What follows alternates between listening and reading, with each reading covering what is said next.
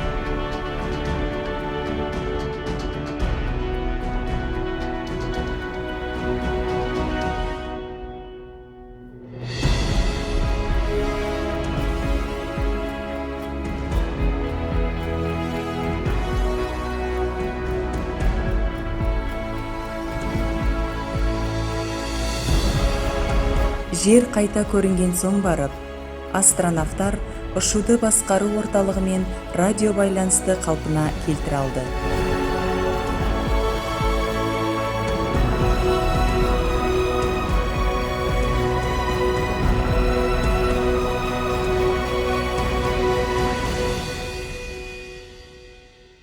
Ай айналасындағы еркін оралу траекториясы Аполло 13-тің үйге, қауіпсіз орынға жолының басы еді.